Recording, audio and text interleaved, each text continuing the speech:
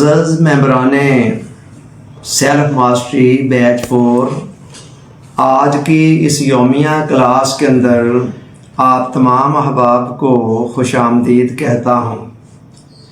آج کی اس کلاس کے اندر ہماری گفتگو کا جو ٹاپک ہے وہ ہے وقت کی قدر و قیمت اور نظام الاوقات کی اہمیت۔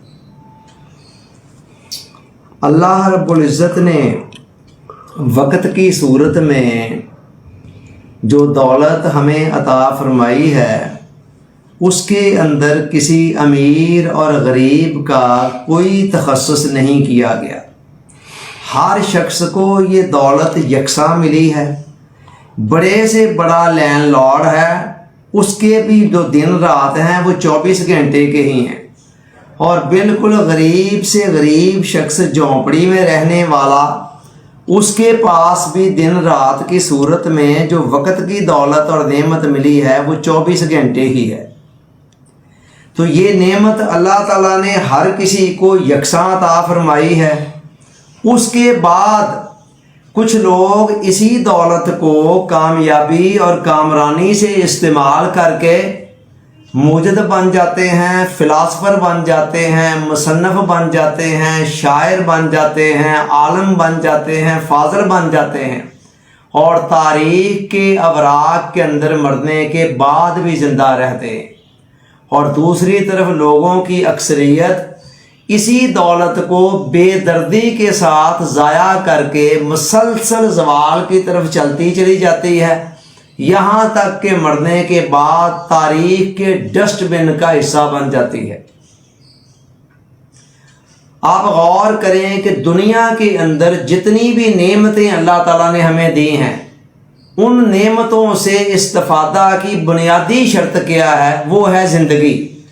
جہاں ہماری زندگی ختم ہو جاتی ہے اس کے بعد ہم کسی بھی نعمت سے استفادہ نہیں کر سکتے۔ اور خود زندگی کیا ہے؟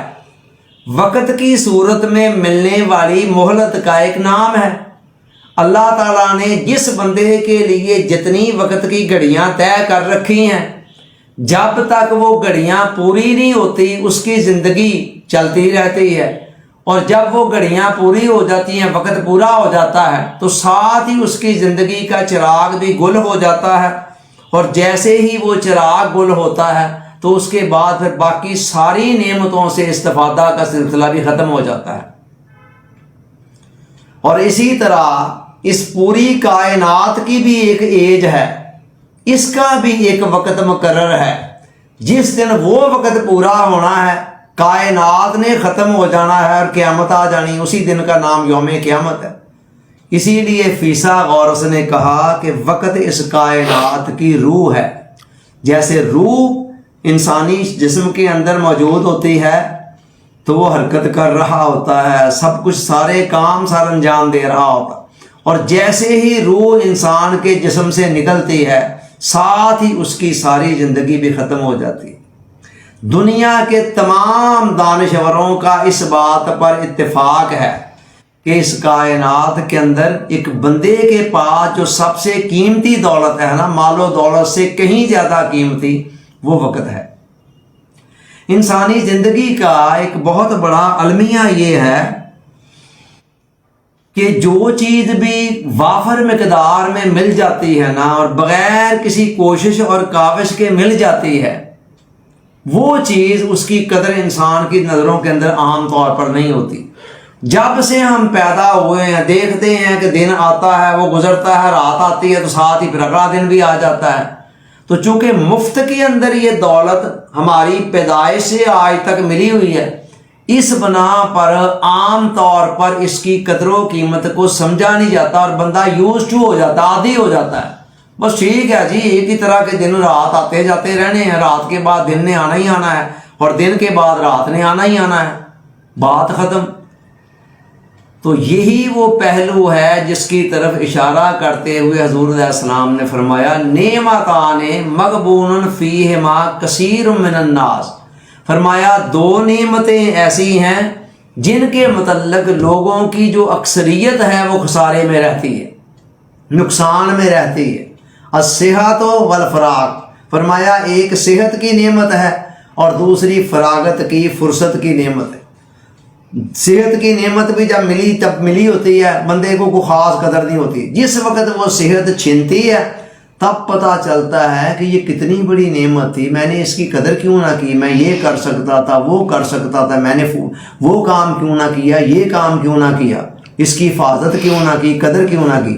اسی طرح جب یہ وقت کی مہلت بھی چھننی ہے تب بندے کو پتہ چلنا ہے۔ حضور علیہ السلام ایک مرتبہ صحابہ کرام کے ساتھ جا رہے ہیں اور درمیان میں راستے میں کوئی قبریں ایک دو ہیں۔ حضور علیہ السلام ان کے پاس رک گئے اور رک کر اپنے صحابہ سے مخاطب ہو کر فرمایا کہ میرے صحابہ، 2 رکعت نماز نفل جس کو تم بہت معمولی سمجھتے ہو اور کوئی خاص اہمیت نہیں دیتے، ان قبروں والوں سے پوچھو اگر انہیں کہا جائے کہ تمہیں 2 رکعت نماز نفل پڑھنے کی مہلت دے دی جاتی ہے، اس کے بدلے میں تم کیا دے سکتے ہو؟ یہ کہیں گے اگر ساری دنیا کا مال و دولت بھی ہماری کسٹڈی میں ہے نا، ہم اس کے مالک ہیں، ہم وہ ساری دنیا کی دولت دینے کے لیے تیار ہیں، ہمیں صرف 2 رکعت نماز نفل پڑھنے کی مہلت دے دی جائے۔ اتنی قیمتی چیز ہے یہ وقت، جس کو ہم بے دردی سے ضائع کر کے اپنے آپ کو تباہ و برباد کر رہے ہیں۔ آج کے اس دور کے اندر وقت کی حفاظت اور زیادہ مشکل ہو گئی ہے۔ ٹیکنالوجی کا دور ہے، برق رفتاری کا دور ہے۔ اس دور کے اندر کئی ایسی چیزیں آ گئی ہیں انسان کو ڈی ٹریک کرنے کے لیے جو آج سے جسٹ 50 سال پہلے کوئی نہیں تھی۔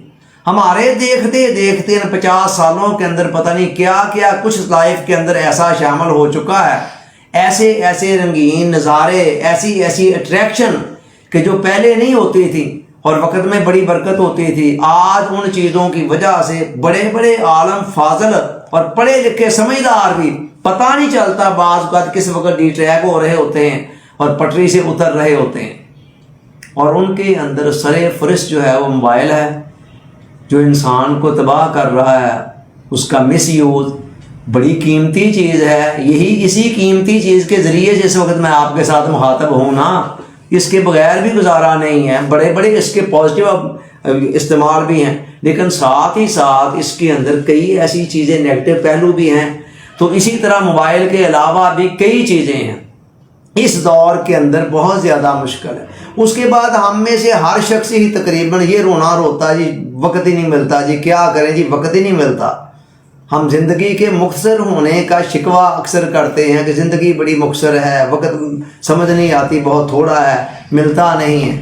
اس کے اوپر ایک روم کے مشہور فلسفی ہیں سینیکا، انہوں نے ایک بڑی خوبصورت کتاب لکھی آن دی شارٹنیس آف لائف، زندگی کے اختصار پر۔ اس کتاب کا نام یہ رکھا۔ اس کتاب میں وہ کہتا ہے کہ وقت تھوڑا ہے یا زیادہ ہے، لیکن یہ دیکھیں کہ ملتا ہر کسی کو ایک سا ہی ہے، یعنی 24 گھنٹوں کے اندر ایک سے ہوتی ہے۔ آگے پھر ایجوں کا فرق ہوتا ہے، کوئی کسی کی زیادہ ہوگی کسی کی کم ہو گئی، لیکن over all day and night کے حساب سے دیکھا جائے تو سب کے پاس ایک سے ہی وقت ہوتا ہے۔ وہ کہتا ہے کہ اسی مختصر وقت کے اندر کتنے لوگ ہیں جو بڑے بڑے کارنامے سر انجام دے جاتے ہیں، اور کتنے ہیں جو اسی کے استعمال کر کے کچھ بھی نہیں کر پاتے ہیں۔ میں حیران ہوتا ہوں، امام شافعی کی عمر کوئی 55 کے لگ بھگ ہوئی ہے۔ اسی طرح امام غزالی جن کے علمی کارناموں پر آج دنیا حیران ہے، ان کی بھی ایج 55 کے لگ بھگ، اور اتنی کتابیں چھوڑ گئے ہیں کہ بندہ حیران رہ جاتا ہے کہ یہ کتابیں انہوں نے کب لکھی، کب بیٹھ کر لکھی۔ وجہ کیا تھی؟ وقت کی قدر و قیمت کا ان کو پورا احساس تھا، اور ایک ایک لمحے کو بھرپور طریقے سے استعمال میں لایا کرتے تھے۔ تو سینیکا کہتا اپنی اس کتاب کے اندر کہ بے شک وقت کم ہے، مگر اس کے باوجود اصل چیز یہ نہیں ہے کہ آپ کو وقت کم ملا ہے یا زیادہ ہے۔ اصل کی چیز یہ ہے کہ آپ اپنے وقت کو استعمال کس طرح کر رہے ہیں۔ وہ کہتا ٹھیک ہے زندگی مختصر ہے، مگر اتنی بھی مختصر نہیں ہے اگر اس میں سے 2 چیزوں کو نکال دیا جائے۔ نمبر 1 بیکار ملاقاتیں، اور نمبر 2 فضول کام۔ بہت سارا وقت ہمارا یہ دو چیزیں کھا جاتی ہیں. بیکار ملاقاتیں، وہ ملاقاتیں جن کا کوئی فائدہ نہیں ہے دنیاوی اعتبار سے یا اخروی اعتبار سے، محض وقت گزاری کے لیے گپ شپ ٹائپ. اور اسی طرح فضول کاموں سے بھی مراد وہ کام جن کا کوئی خاص فائدہ نہ تو دنیاوی اعتبار سے نہ ہی آخرت کے اعتبار سے. جس کام کا بھی کوئی فائدہ دنیاوی اعتبار سے ہے، اسلام کہتا اٹھاؤ اس فائدے کو، ٹھیک ہے، کرو سر وقت. اسی طرح جس کام کا کوئی فائدہ اخروی اعتبار سے ہے، آخرت کے اعتبار سے، اسلام کہتا ٹھیک ہے وقت کو کرو یوز، اٹھاؤ فائدہ. لیکن جس کا کوئی بھی فائدہ نہ دنیا میں ہے نہ آخرت میں، اسلام کہتا ہے کہ یہاں وقت ضائع نہیں کرنا. آپ اگر 18ویں پارے کا آغاز دیکھیں سورہ المومنون، قد افلح المومنون، بے شک فلاح پا گئے، کامیاب ہو گئے دنیا اور آخرت کے اندر مومن. کون سے مومن؟ فرمایا جن کے اندر یہ چند خوبیاں ہوں گی. ان خوبیوں میں سے ایک خوبی قرآن نے کہا والذین ہم عن اللغو معرضون، وہ لغو سے، فضول سے، بیہودہ کاموں سے اور فضول بیہودہ باتوں سے پرہیز کرنے والے ہوتے ہیں. تو یہ جو لغو کا لفظ قرآن استعمال کرتا ہے، لغو سے مراد ہر وہ کام اور ہر وہ کلام جس کا کوئی فائدہ نہ دنیاوی اعتبار سے ہے نہ اخروی اعتبار سے، وہ لغو ہے قرآن کی اصطلاح میں. اور فرمایا کہ وہ ان کاموں سے بچتے ہیں. اور حضور علیہ السلام نے فرمایا من حسن اسلام المرء ترکہ ما لا یعنی، آدمی کا اسلام حسین کب ہوتا ہے، خوبصورت کب ہوتا ہے، مزیدار کب ہوتا ہے؟ فرمایا جب وہ ہر اس کام کو اور ہر اس کلام کو ترک کر دیتا، چھوڑ دیتا ہے، لا یعنی جس کا فائدہ کوئی نہیں ہے نہ دنیا میں نہ آخرت میں. کتنی باتیں، کتنے کام، کتنی ملاقاتیں ہم سارا دن میں ایسے کرتے ہیں جن کا کوئی دنیاوی اعتبار سے بھی فائدہ کوئی نہیں ہوتا اور اخروی اعتبار سے بھی کوئی نہیں ہوتا. سب کے سب لغو ہوتے ہیں، فضول ہوتے ہیں، اور سب کے سب ہمارے وقت کو ضائع کر رہے ہوتے ہیں. اور وقت کو ضائع کرنے کا مطلب وقت کو ضائع کرنا نہیں، خود اپنے آپ کو ضائع کرنا ہے، اپنے آپ کو ضائع کرنا ہے. لیکن ہمیں اس بات کی سمجھ نہیں آ رہی ہوتی کہ ہم اپنے ساتھ یہ ظلم کیوں کر رہے ہیں، ہم اپنے ساتھ یہ ظلم کیوں کر رہے ہیں. اچھا، اب سوال یہ پیدا ہوتا ہے کہ وقت سے فائدہ کیسے اٹھایا جائے، کیسے وقت کو بھرپور طریقے سے استعمال میں لائے. یاد رکھ لیں کہ وقت سے بھرپور فائدہ اٹھانے کے لیے دو چیزوں کی ضرورت ہے، بڑی بنیادی چیزیں، اور بھی کئی چیزوں کی ہے لیکن میں بڑی فنڈامنٹل قسم کی دو چیزیں بتا رہا ہوں. نمبر ایک، وقت کی قدر و قیمت کے احساس کا ہونا. یہ جو احساس کا ہونا ہے نا، یہ بڑی قیمتی چیز ہے. علامہ نے کہا وائے ناکامی متائے کارواں جاتا رہا، کارواں کے دل سے احساس زیاں جاتا رہا. کہتے افسوس کہ کارواں کی جو متاع ہے، ساز و سامان ہے، وہ لٹ گیا ہے. لیکن کہتے ہیں کہ کارواں کے ساز و سامان کے لٹنے کا اتنا افسوس نہیں ہے جتنا افسوس اس بات کا ہے کہ کارواں کو اپنے لٹنے کا احساس بھی نہیں ہے. تو احساس کا مر جانا یہ سب سے بڑا نقصان ہے. تو سب سے پہلے تو ایک احساس ہمارے اندر پیدا ہو کہ کتنی شارٹ سی، مختصر سی زندگی لے کر ہم اس دنیا میں آئے ہیں، اور کن لڑائی جھگڑوں کے اندر، کن سیاپوں کے اندر، کن فضول کاموں، باتوں، کلاموں کے اندر ہم اس کو ضائع کر رہے ہیں. یہاں بیٹھ گئے، وہاں بیٹھ گئے، اس سے باتیں کر دیں، اس سے شروع ہو گئے، وغیرہ وغیرہ، یہ کر دیا، وہ کر دیا، اینڈ پر حساب کیا تو کچھ بھی نہیں ہے. بس ایسے ہی ادھر گئے تو ادھر گئے، نہ کوئی جانا نہ آنا، نہ کوئی مقصد سامنے لینا نہ دینا. تو یہ بہت بڑی چیز ہے. سب سے پہلے احساس، اور احساس کے پیدا ہونے کی علامت سمجھ لیجئے کہ علامت کیا ہے. احساس کے پیدا ہونے کی علامت یہ ہے کہ آپ کی نظروں میں آپ کا وقت جو ہے نا، وہ آپ کے پیسوں سے زیادہ قیمتی ہو جائے. جب تک آپ کی نظروں کے اندر آپ کا وقت آپ کی جیب میں موجود یا تجوری میں موجود دولت سے زیادہ قیمتی نہیں ہے، تب تک آپ وقت کی قدر و قیمت کے صحیح معنوں میں احساس کرنے والے نہیں ہیں. یہ ایک علامت ہے فنڈامنٹل. دیکھیں نا، پیسے ہوتے ہیں ہمارے پاس لمیٹڈ سے، تو ہم سوچتے ہیں بازار کے اندر سینکڑوں چیزیں ہوتی ہیں، ہم ایسے ہی بلا سوچے سمجھے نہیں ہر چیز لینے بیٹھ جاتے. ہم دیکھتے ہیں کہ یار پیسے لمیٹڈ ہیں اور چیزیں باہر انلمیٹڈ ہیں، تو بغیر سوچے سمجھے نہیں کوئی چیز خریدنی. دیکھیں کہ ہمیں کیا کیا ضرورت ہے، ہمارے لیے کیا کیا چیز زیادہ اہم ہے، ان کو خریدنا ہے. یہی کچھ ہمیں جس دن ہمیں وقت کی قدر و قیمت کا احساس ہو گیا نا، اس دن ہم یہی کچھ وقت کے ساتھ بھی کریں گے کہ وقت کو بڑا سوچ سوچ کر، سمجھ کر، سنبھال کر یوز کریں گے. اس کا مطلب یہ نہیں ہے کہ ہم بڑے روکھے ہو جائیں گے، نہیں، کچھ نہ کچھ لیئر ٹائم بھی ہوتا ہے. مثلا ہفتے کے بعد انسان ایک دن لیئر ڈے کے طور پر رکھ لیتا ہے، اس میں چلو دوست احباب سے تھوڑا سا ہلکا پھلکا بھی ہو کر دوست احباب سے ملاقات کرتا ہے، کوئی ہلکی پھلکی مزاح وغیرہ کی باتیں بھی کرتا ہے، یا اور تھوڑے سی ایک سٹینڈرڈ کے کاموں سے ذرا نیچے بھی آ جاتا ہے. خیر ہے، حضور علیہ السلام نے فرمایا روح القلوب ساعتن فساعتن، اپنے دلوں کو نا وقتاً فوقتاً راحت پہنچاتے رہا کرو. یعنی کاموں کے اندر اتنے زیادہ نہ جت جاؤ کہ بالآخر بوریت کی صورت میں نتیجہ نکلے سامنے. اسی طرح ڈیلی بیس کے اوپر بھی ہر کام کرنے کے بعد کوئی محنت والے کام کے کچھ چند منٹ کی کریسٹی بھی ہونی چاہیے، جس میں آپ گھومیں پھریں، کوئی لمبے لمبے سانس لیں، کوئی اور پانی پی لیں، کوئی اور چھوٹا موٹا ہلکا پھلکا بات کرنی ہے کسی سے کر لیں وغیرہ وغیرہ. مطلب یہ ہے کہ بہرحال پہلی چیز کیا ہے؟ احساس.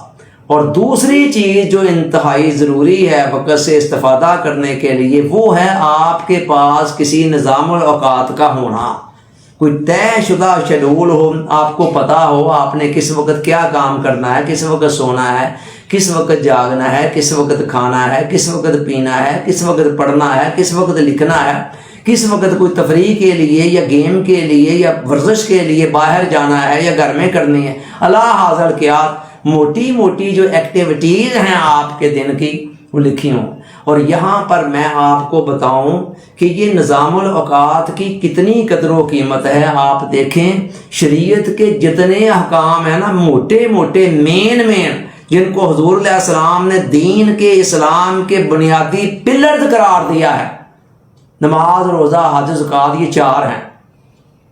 آپ نے فرمایا بنی الاسلام علی خمس، اسلام کی بنیاد 5 چیزوں پر رکھی گئی. پہلا تو کلمہ ہو گیا نا، جس کو پڑھ کر آپ ایمان میں آئے. اس کے بعد ٹوٹل یہ 4 عملی ستون ہیں جو بیسک پلرز آف اسلام ہیں. اب آپ دیکھ لیں ان میں سے کوئی ایک بھی ہے جو وقت کے ساتھ اٹیچ نہ ہو. نماز ہے، ان الصلاۃ کانت علی المؤمنین کتابا موقوتا، نماز مقررہ وقتوں پر فرض کی گئی ہے. اسی طرح آپ زکوٰۃ کو دیکھ لیں، سال کے بعد سال پورا ہو گیا، ایک وقت ہی ہے نا، سال پورا ہو گیا تو زکوٰۃ ادا کرنی ہے. اسی طرح آپ روزے کو دیکھ لیں، سال کے بعد ایک مہینہ آتا ہے نا، اس کے اندر رکھنے ہیں. آگے پیچھے آپ 11 مہینے روزے رکھتے رہیں. اگر آپ نے رمضان المبارک کے 30 تو کیا ایک روزہ چھوڑ دیا، حضور علیہ السلام فرما رہے ہیں باقی پورے 11 مہینے روزے رکھتے رہو، وہ اس کا بدلہ نہیں بن سکتے. وجہ اللہ تعالیٰ نے فرض ہی اس کو اس مہینے میں کیے. حج کی طرف آ جائیں، 9 ذی الحج کو میدان عرفات کے اندر جمع ہونے کا نام حج ہے. آپ اگر 9 ذی الحج کو میدان عرفات میں نہیں جاتے ہیں اور باقی سال کے 359 دن جا کر یا 364 دن جا کر وہاں ڈیرے لگا کر بیٹھے رہتے ہیں، میدان عرفات میں حج نہیں ہو سکتا ہے. تو یہ سب کچھ کیا ہے؟ وقت کے ساتھ عبارت ہے. پھر پوری کائنات کے نظام کو آپ دیکھیں، سورج کا نکلنا، غروب ہونا، چاند کا طلوع غروب، موسموں کا تغیر و تبدل، رات دن کا آنا جانا وغیرہ وغیرہ، ہر چیز کو اللہ تعالیٰ نے نظام الاوقات کے ساتھ بانڈ کر کے ہمیں یہ سبق دیا ہے کہ تمہیں بھی اپنی زندگی کو کن بنیادوں کے اوپر تعمیر کرنا ہے. اور میں آپ کو ایک ایسی پتے کی بات بتانے لگا ہوں جو آج سے پہلے شاید ہی آپ میں سے کسی نے سنی ہو، کہ نظام الاوقات کا، وقت کی پابندی کا بہت ہی گہرا تعلق آپ کی جسمانی اور ذہنی صحت کے ساتھ بھی ہے. یہ بات ویسے حیران کن ہے، بظاہر یہ سمجھ میں نہیں آتی ہے، لیکن مجھے یہ کب سمجھ میں آئی جب میں نے اپنے ایئر مارشل نور خان مرحوم رحمۃ اللہ علیہ کا انٹرویو پڑھا، جو انہوں نے تقریباً 90 سال کی عمر میں چاقو چبند حالت کے اندر جاوید چودھری کو یہ انٹرویو دیا اپنے وصال سے چند دن پہلے. اس میں اس نے کہا کہ صحت مند زندگی ایک مکمل پیکج کا نام ہے. اور جاوید چودھری کو انٹرویو دیتے انہوں نے ساری باتیں بیان کی. یہ تقریباً 20 باتیں تھیں. میں نے ان 20 باتوں کو سسٹمیٹیکلی ایک پیپر کے اوپر نمبر وائز درج کیا اور اس کے بعد اس پر ایک پورا پونے گھنٹے کا لیکچر دیا. وہ لیکچر آج بھی میرے یوٹیوب چینل کے اوپر موجود ہے، لائف ویلنس کلب پر. اس کے بعد میں نے ایک 5 منٹ لیکچر سیریز شروع کی، 5 منٹ لیسن، 5 منٹ کا سبق. اس کے تحت کوئی 300 کے لگ بھگ لیکچر وہاں موجود ہیں، اور ان 300 میں سے میں نے اس کو بھی باقاعدہ ایک سیریز کے طور پر لیتے ہوئے غالباً 20 کے 22 لیکچر، کوئی 1-2 تمہیدی شاید ہوں، باقی 20 لیکچروں کے اندر ان 20 پوائنٹوں کو بیان کیا. ان 20 پوائنٹوں کے اندر سب سے پہلا نقطہ یہ ہے کہ جب تک آپ وقت کی پابندی نہیں کرتے آپ صحت مند نہیں رہ سکتے. اور میں نے پریکٹیکلی یہ بات دیکھی. آپ کی آج پتہ نہیں کتنی ذہنی الجھنیں جو ہیں، کئی قسم کی چھوٹی موٹی ٹینشنیں الجھنیں جو ہیں نا، ان کے اندر بہت سارا حصہ نظام الاوقات کی پابندی کا ہے کہ آپ وہ نہیں کرتے. تو زندگی آوارگیوں کا شکار رہتی ہے جب تک کوئی نظام الاوقات ہمارے پاس نہ ہو. آوارگیوں کا شکار ہے. صوفی برکت علی صاحب رحمۃ اللہ علیہ فرماتے ہیں کہ جو زندگی کسی نظام الاوقات کی پابند نہیں ہے وہ آوارہ ہے. جو زندگی کسی نظام الاوقات کی پابند نہیں وہ آوارہ ہے. اچھا، دوسری طرف یہ بھی ایک حقیقت ہے کہ نظام الاوقات کی پابندی جتنی اہم ہے اتنا ہی یہ کام مشکل بھی دکھائی دیتا ہے، اتنا ہی یہ کام مشکل بھی دکھائی دیتا ہے. عام بندہ کہتا ہے کہاں سے شروع کیا جائے، کہاں ختم کیا جائے، کیا ہوگا، پتہ نہیں عمل بھی ہو سکے گا کہ نہیں ہو سکے گا. اس لیے لوگ بیچارے تردد میں ہی رہتے ہیں اور وہ ان کو پتہ ہی نہیں ہوتا کہاں سے شروع کرنا ہے، کہاں ختم کرنا ہے. چنانچہ سارا دن گزر جاتا ہے بس ایسے ہی، ہر وقت ذہن انتشار کی حالت میں ہوتا ہے. اب کیا کیا جائے، اب کیا یہ کریں یا وہ کریں، ادھر جائیں یا ادھر جائیں، کیا کریں کیا نہ کریں، وغیرہ وغیرہ. لیکن جنہوں نے اپنا کوئی ٹائم ٹیبل کوئی سوچا ہوتا ہے ذہن میں، اور زیادہ بہتر ہے کاغذ کے اوپر، ان کو پتہ ہوتا ہے اچھا فلاں ٹائم آ گیا اب ہمیں یہ کرنا ہے، اب فلاں وقت آ گیا تو اب ہمیں یہ کرنا ہے. تو لہٰذا آپ کو یہ کام بہرحال کرنا ہے. اور کرنے کے لیے ہم یہ کرتے ہیں کہ ہم شروع یہاں سے نہیں نہ کرتے کہ 24 گھنٹوں کو جی ہم نے باؤنڈ کرنا ہے، فلاں اتنے بج کر اتنے منٹ پر کیا کرنا ہے کیا نہیں کرنا. نہیں، شروع کرتے ہیں 3 چیزوں سے. نمبر 1 نماز. نمازوں کا جب اللہ نے کہا کہ کتاب موقوتہ وقت مقررہ پر فرض ہے، تو وقت مقررہ کے اندر اللہ تعالیٰ نے تو اپنی حکمت کے تحت ایک کافی فلیکسیبلٹی رکھی ہے کہ یار ظہر کی نماز ہے نا فرض کرے، اس کا وقت 1 بجے شروع ہوتا ہے تو 3 4 5 بجے تک رہتا ہے مختلف موسموں کے اندر 3 4 5 گھنٹے. مگر اس کا مطلب یہ نہیں ہے کہ ہم کہ اچھا یار پڑھ لینے پہلے آیا کم کر دیے، پہلے او کم کر دیے. جتنا ہم لیٹ کرتے چلے جاتے ہیں نا اتنا ہی بعد میں جو نماز پڑھی جاتی ہے نا اس کی کوالٹی وہ نہیں رہ پاتی. ٹھیک ہے، تو اس میں بندہ اصول یہ بنائے کہ جس وقت اللہ کی طرف سے میسج آ گیا حی علی الصلاۃ، آجا نماز کی طرف، حی علی الفلاح، آجا فلاح کی طرف. اگر مسجد میں جا سکتا ہے تو ویل اینڈ گڈ، سونے پہ سہاگا. اگر کوئی مجبوری ہے ایسی کہ مسجد میں جانا ممکن نہیں ہے تو کم از کم گھر میں بھی پڑھنی ہے یا جہاں بھی پڑھنی ہے نا، بس ٹھیک ہے. اس کے بعد کہے بس ٹھیک ہے باقی کام سارے بعد میں، پہلی فرسٹ پرائیورٹی کے اندر نماز پڑھے یہ طے کرے. اور میں خواتین کو بھی یہ کہا کرتا ہوں، انہوں نے چونکہ نماز جماعت سے پڑھنی نہیں ہوتی، وہ کہتی ہے اچھا پڑھ دیتے ہیں، بس وہ زندگی پھر آوارہ ہی رہے گی. خواتین بھی اس بات کوئی اپنے آپ کو بانڈ کریں. یہ وقت کی پابندی ٹائم ٹیبل کا ہم آغاز بنیادیں آپ کو بتا رہے ہیں. اچھا جی، پہلا کام یہ کر دیں، خواتین بھی یہ طے کر دیں کہ ہمارے محلے کی مسجد کی اذان ہو گئی تو ہم نے بس ٹھیک ہے کام چھوڑ کر پہلے وہ کر کے باقی کر دیں. ٹھیک ہے.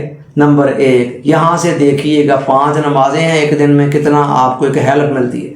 نمبر 2 اپنے کھانے پینے کے اوقات کو مقرر کریں. صبح دوپہر شام کا عام طور پر 3 ٹائم پہ کھانا ہوتا ہے نا بالعموم، آج کل 2 ٹائم پہ ہے تو 2 ٹائم پہ آج کل 2 ٹائم پہ. مگر میں نے یہ طے کیا ہوا ہے کہ عشاء کی اذان سے پہلے، آج کل روزوں کی معمول بتا رہا ہوں، آدھا گھنٹہ پہلے کافی ہے. آدھا گھنٹہ کھانے کے لیے انجوائے کرتے ہوئے ایک نوالے کو کم از کم 32 دفعہ چباتے ہوئے آدھا گھنٹہ کافی سفیشینٹ ہے.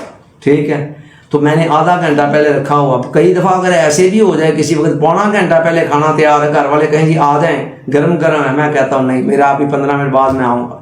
یہی صاحب میں نے سحری میں بھی رکھا ہوا ہے. سحری کا اذان کا جو آخری وقت ہے اس سے آدھا گھنٹہ پہلے، تو اللہ خیر اللہ اس سے پہلے بھی اگر تیار ہو جائے ٹیبل پہ لگ بھی جائے، میں کہتا ہوں اچھا میں آتا ہوں. وجہ کیا ہے؟ تو اسی طرح مطلب یعنی ایک اپنا ایک سوچا سمجھا اصول ہونا چاہیے. تو عام دنوں کے اندر اسی طرح دوپہر کا کھانا لنچ جن دنوں میں کرنا ہوتا ہے تو میں عام طور پر ظہر کی اذان سے آدھا گھنٹہ پہلے اس کو رکھ لیتا ہوں, اور صبح کا ناشتہ کوئی مناسب وقت 7, 7:30, 8, کہ جس کے بعد میرا اپنا کوئی پرائم ٹائم شروع ہونا ہو یا یونیورسٹی جانا ہے یا کوئی اور معاملات ہیں اس کے مطابق کوئی آدھا گھنٹے کا مارجن رکھ کے تو کر لیا کرتے ہیں. تو یہ دوسرا کام. اور تیسرا سونے جاگنے کا جو وقت ہے نا اس کو مقرر کریں. یہ 3 کام آپ نے کر لیے نا تو آدھا سمجھ لیں ٹائم آپ کا مینج ہو گیا, ایک راستہ ہموار ہو گیا, کہ بنیاد بن گئی. سونے جاگنے کا وقت مقرر کریں کہ سونا کتنے بجے ہے اور جاگنا کتنے بجے ہے, ٹھیک ہے, اور پھر کوشش کریں اس کے مطابق اٹھنے سونے. لیکن جس وقت بنانے بیٹھے اس وقت نہ میں سو جاؤں, میں اس وقت سو جاؤں گا, بھلا نہ سویا جا سکا پھر کیا ہوگا, یا اس وقت نہ اٹھا جا سکا پھر کیا ہوگا. یہ ہیں چیزیں جو ہمارے جوڑوں میں بیٹھ جاتی ہیں اور ہمیں آگے نہیں بڑھنے دیتی. پہلے ہی نہ سوچنے بیٹھ جائیں, نہ ہوگا دیکھی جائے گی, نہ سے جہاں کہیں وائلیشن ہو گئی. اتنا آئیڈیل کی طرف نہیں جانا ہے کہ ہم نے 100% ہی پورے اترنا ہے. آپ اگر 60% بھی اپنے ایک دن کے بنائے ہوئے نظام الاوقات پر پورے اتر جائیں, میں آپ کو شاباشی دیتا ہوں اور کہتا ہوں کامیاب ہیں. نہ بنانے سے 1000 درجے بہتر ہے, ٹھیک ہے. تو بنیادی چیزیں یہ 3 ہیں. دیکھیں, early to bed and early to rise makes a man healthy wealthy and wise. رات کو جلدی سونا, صبح کو جلدی اٹھنا انسان کو صحت مند, طاقت مند, دولت مند اور عقل مند بناتا ہے. کتنے بڑے بڑے بینیفٹس اس ایک کام کے. لیکن ہم بچپن سے یہ محاورہ پڑھتے ہیں, سنتے ہیں, عمل کبھی نہیں کیا. حضور علیہ السلام نے فرمایا کہ باری تعالیٰ اللہم بارک لامتی فی بکورہا, میری امت کے صبح کے اوقات میں برکتیں عطا فرما دیں.